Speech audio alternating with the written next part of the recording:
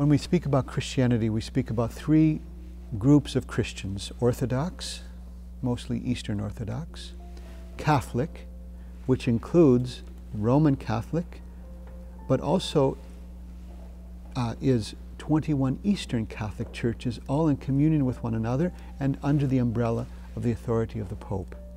And then there's Protestant Christianity.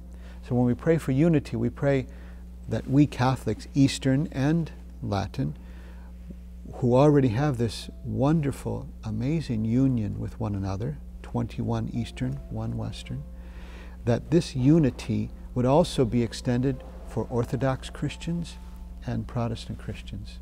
So that just gives you the picture.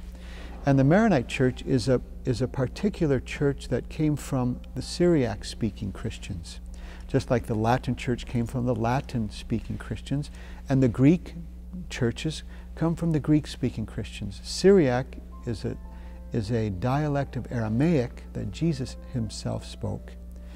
And so our liturgy is naturally a little bit different from the Greeks, a little bit different from the Latins. And so our liturgy is a combination of biblical and Jewish liturgical customs and practices weaved into the scriptures to make a beautiful liturgy that is our Maronite liturgy.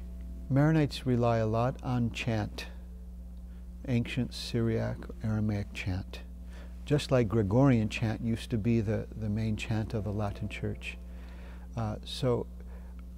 Between chant and biblical poetry, which imbues our entire liturgical, the liturgy of the Word and the liturgy of the Eucharistic prayer, the anaphora.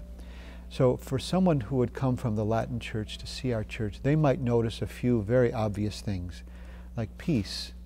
Peace is not just we turn and shake each other's hand. Peace comes from the altar server placing his hand on the altar, receiving the peace after the priest touches the altar. He puts his hand on the altar server. He then takes it to the person at the end of every aisle, and that person receives peace and passes it on to his neighbor. Also, we don't genuflect, we bow.